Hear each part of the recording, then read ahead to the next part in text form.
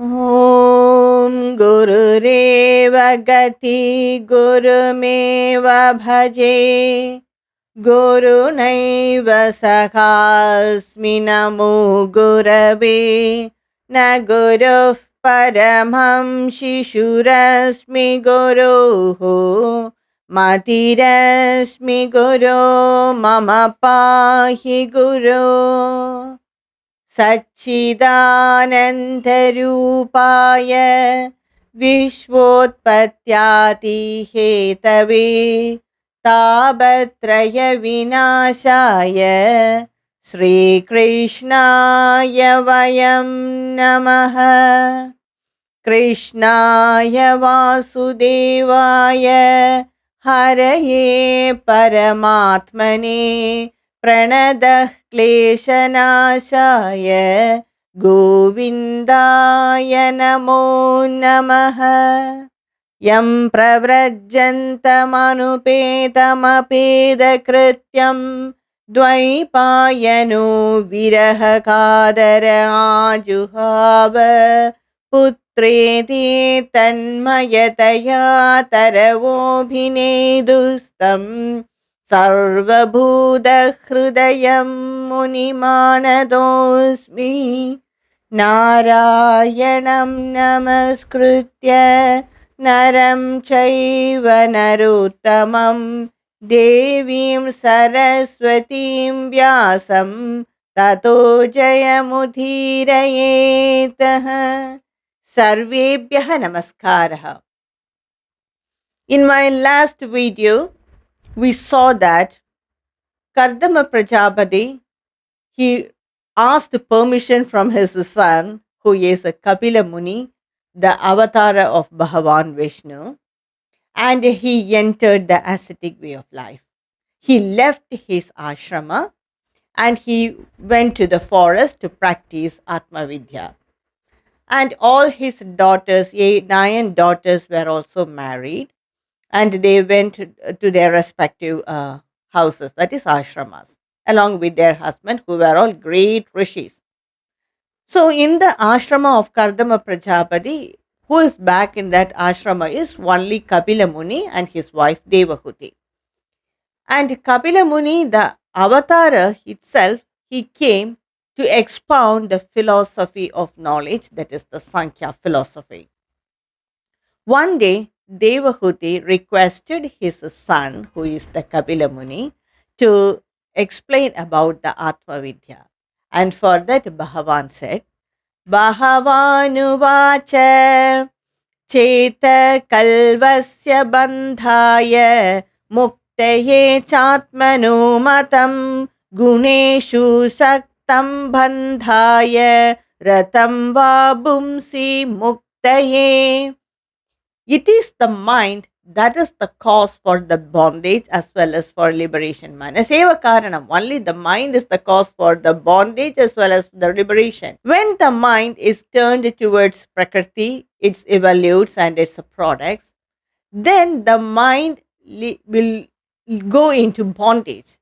It will be led into bondage. So that is the advice first Bhagavan gave to his mother Devahuti. Manaseva Karanam, it is the mind which is the cause for the bondage as well as for the liberation for all the embodied beings. If the mind is attached to the gunas of Prakriti and its products, that is the world, then it leads to bondage.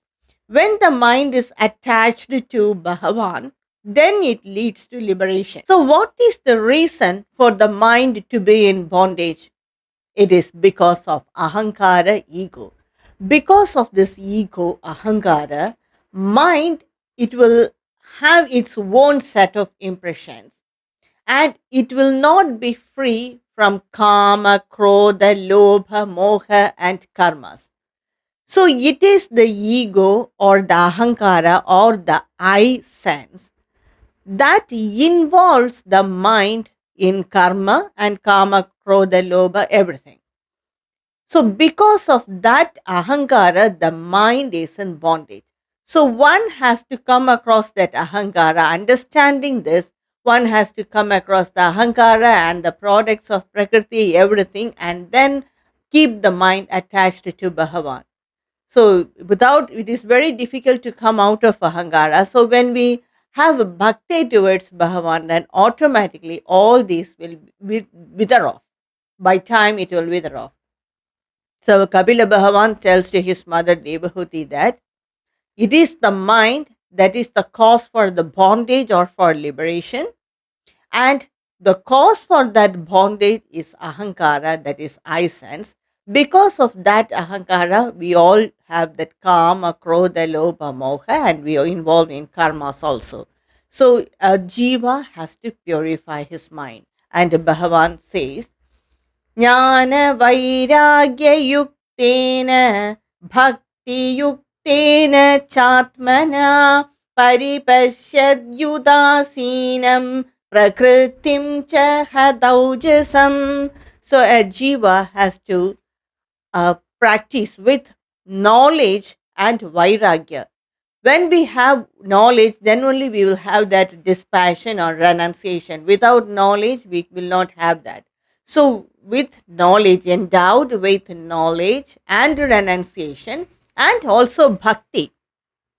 Here is where the Sankhya philosophy or the Kapilopadesa of the Bhagavata differs from the ancient or the classical Sankhya philosophy.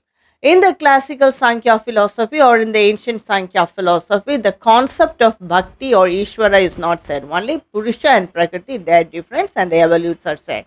But in the Bhagavata Sankhya philosophy or the Kapilopadesa, Bhagavan tells about devotion. He includes the concept of bhakti. So he says that endowed with knowledge, renunciation, and bhakti, a person experiences the truth, that is the supreme being, and he transcends nature, that is Prakriti. So, and again, Kapila Bhagavan says, Na yujyamanaya bhaktya bhagavatyakilatmani sadrishosti shiva pantha yoginam brahma siddhaye. He says, and not only he includes bhakti, he praises bhakti also. He says that bhakti is the safe and protected path, pantha, towards Bhagavan. It is the Shiva, it is blissful, and there exists no pantha, na asti. There exists nothing else so safe and protected than the path of bhakti to attain Bhagavan. Because bhakti uses that emotion itself to attain liberation. We all have emotions. That's the great problem. We all have emotions, and it is very difficult to come over these emotions because these emotions are attached very closely with ahankara. We all have emotions, and that's why we get angry. We cry, sometimes we are so excited. But the Bhakti Yoga, it uses the same emotion and to attain liberation also. So, we using these emotions, one can go to a very far level, and after that, we can very easily attain liberation. So, Bhagavan says that this path of bhakti is the most safe path among all the other yogas, because when we practice Advaita philosophy or karma yoga, all that we have to suppress our emotions. But this, we have to show our emotion of love towards Bhagavan. That's all. We have to just change the path. That's all. But in all the other yogas, we have to control that emotion by practicing something else. So, by the philosophy and all, many people we do not find it easy, but there are some people who find it more interesting. But there are some people, they don't follow Advaita philosophy because they feel it is so dry and it is very difficult for them to come over emotions.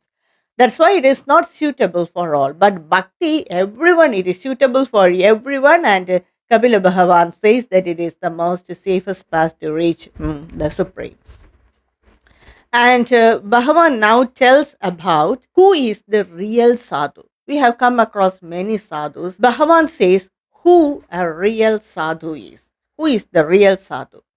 Bhagavan says that one who is patient in all situations, even under trying situations, when he keeps calm and patient, and one who is full of fellow feeling. He doesn't understand or doesn't see the difference between himself and others. He considers everyone equal. So one who has that fellow feeling, and one who is the friend of all, and he doesn't have any enemies, because when he has that fellow feeling towards everyone, then no, there is no enemy for him. Even if others insult him, he just take it that it is his knowledge, it is his culture, and he is not hurt by it. So it is very rare to see such sadhus, isn't it, in this modern world? And always peaceful, because he is not perturbed by any of the external reactions or any of the external situations. He always keeps his cool, very calm, peaceful. Even when others disturb him, he is not disturbed by it. That's what I said. It is his knowledge, his culture, so he is telling like that. And he is not disturbed by it. And he works only for the sake of Bhagavan, just like Kama Yoga. And he has extreme love towards God. He thinks that this creation is Bhagavan's. So what all I see is Bhagavan's. So what all I do, I'm doing it for Bhagavan. Say in a family we do many work. Are we doing it for ourselves alone, for selfish purpose? We are doing it for the family. Sometimes no one will come to help us, but even then we do, because we are doing it for the family and we have to run the family. So just like that, that true sadhu will do all the work. He won't be lazy and sit in a corner and just spend the time. He will be a very busy person, but all the work he do for the sake of Bhagavan. He doesn't do anything for himself or for selfish reason. So he has that much love for Bhagavan. The outside world creates no change in him. So when a person is so much without any external attachment, and he is completely devoted to me, he is the real sadhu. He is the true sadhu, Kapila Bhagavan says. And he also says that asevayayam prakrite gunanam jnanena vairagya vijrumbhidena yogena mayarpidaya cha bhaktya mam pratyagatmanamiha varunde. He says that one who is asevayam, not attached to the prakriti gunana, one who is not attached to the gunas of Prakriti and Prakriti, jnanena vairagya vijrumbhidena. That is one who is endowed with jnana and vairagya. When we have jnana, automatically the vairagya will come, or otherwise it is not that, it means that we do not have knowledge. When we have knowledge, it is just like the two sides of a coin. When we have knowledge, automatically there will be vairagya. And if we do not have knowledge, then we won't have vairagya. That is, knowledge means not that practical, we have to experience that Atma. Yogena mai arpidayacha bhaktya. When one surrenders himself by bhakti, when he surrenders himself, knowing that he is that inner self, one who understands that I am that indwelling spirit, that Bhagavan says that when one understands that I am that indwelling spirit in him, and such person attain me in this world, in this body itself. That is, he is telling about the Jivan Mukti. Many people think that we attain mukti or liberation only after leaving this body, that is Videha Mukti. There is another type of mukti, that is Jivan Mukti. In this body, living in this world, we attain mukti. We just live for the sake of Bhagavan and not for ourselves without any ego or anything. It's very rare to see such sadhus nowadays, very rare.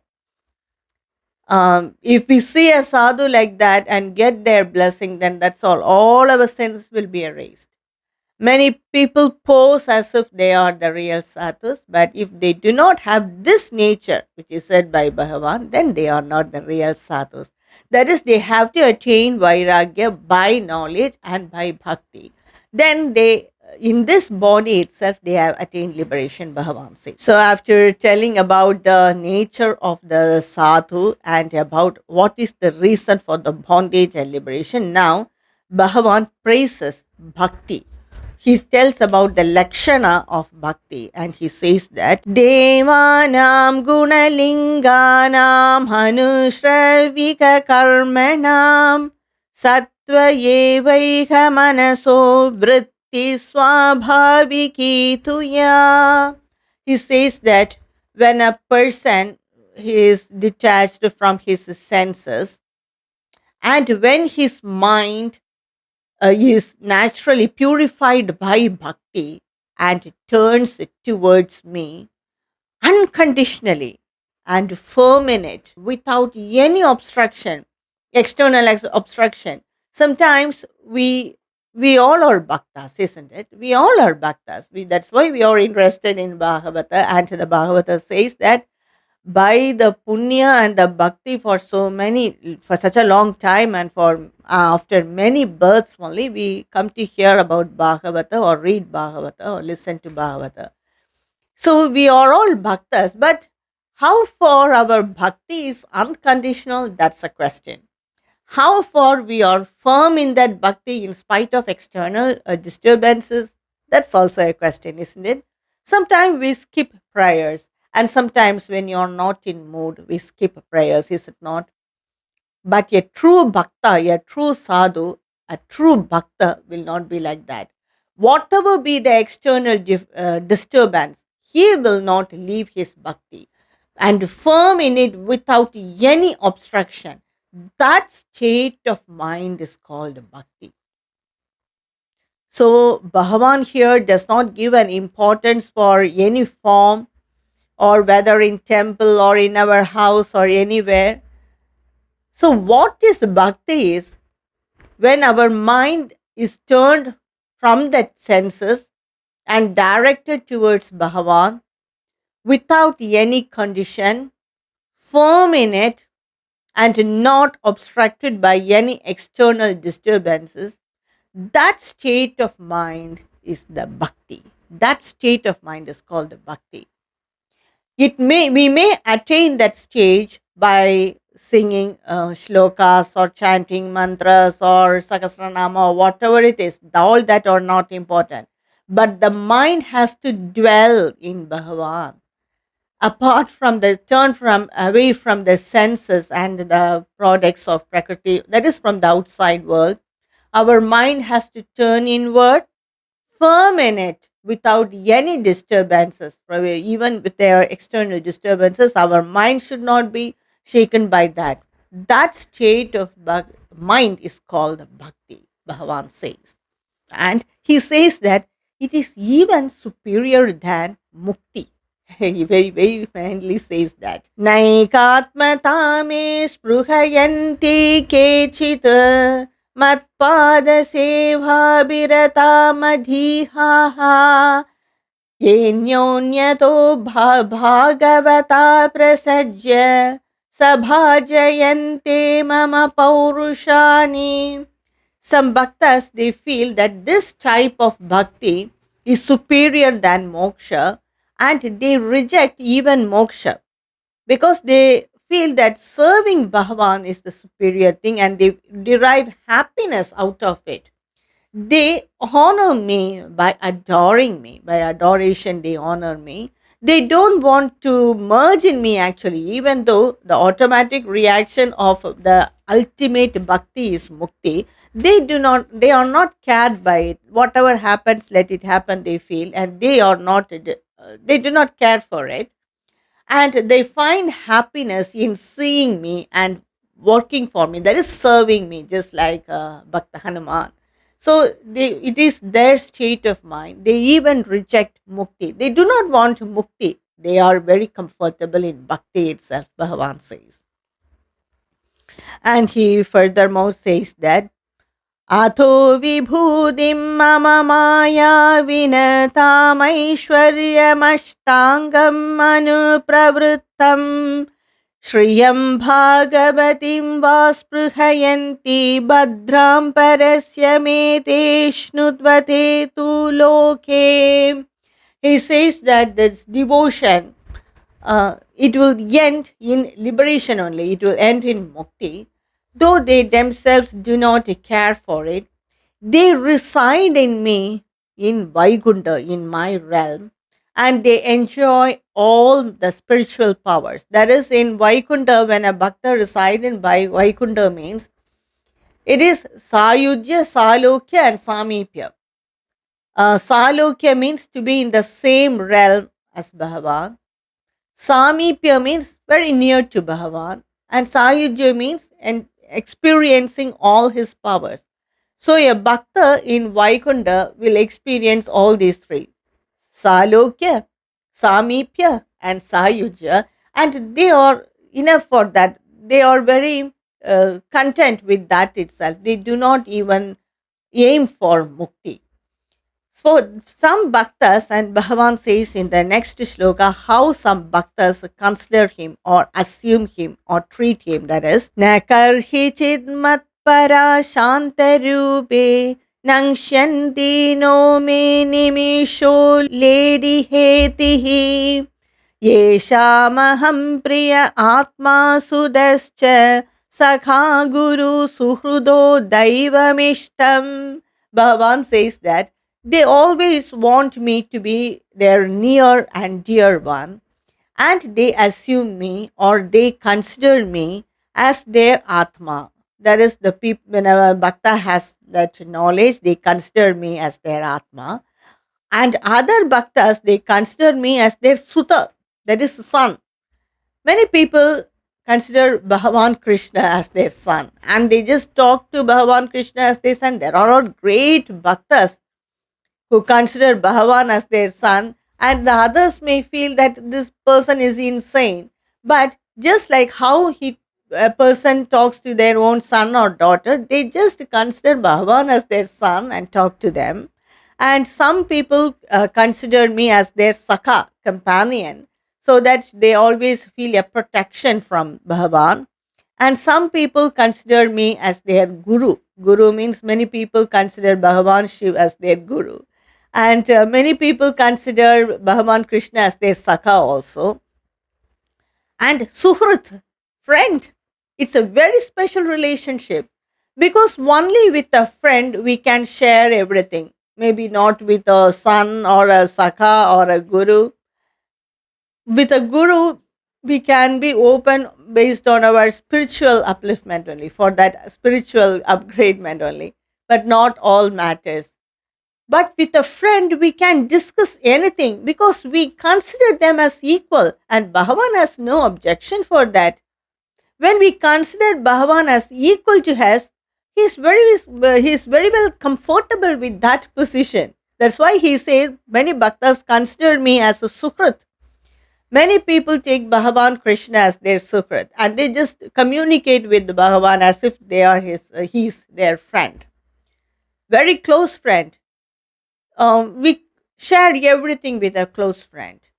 Family matters, personal matters, professional matters, spiritual matters, everything. If they are a good friend, if a person is a good friend, then we can very boldly share with that person anything. But if we consider Bhagavan as our friend, then there is no hesitation. We can share anything with Bhagavan, and to our surprise, sometimes we get answer from him. If it is needed, he will guide us as a friend. So Bhagavan himself says, many bhaktas consider me as their friend, and some people consider me as their Daiva Vishtam, Ishta Devata, as their very Ishta Devata means a Bhagavan whom they like so much. Their Kula Devata may be different, but many people consider some other Devata as the Ishta Devata. So they take me like that, and these bhaktas, they consider my friendship, my relationship, they have to be samipya, they have to be near me. That they do not want to attain me, they just want to serve me, to be near me, and they consider me in all this relationship, Bhagavan says. And he says again, Jnana Vairagya Yuktena Bhakti Yogena Yoginaha Kshemaya Pada Moolam Me Pravishantya Kudho Bhayam. Endowed with jnana and vairagya and also with bhakti, and they attain my feet.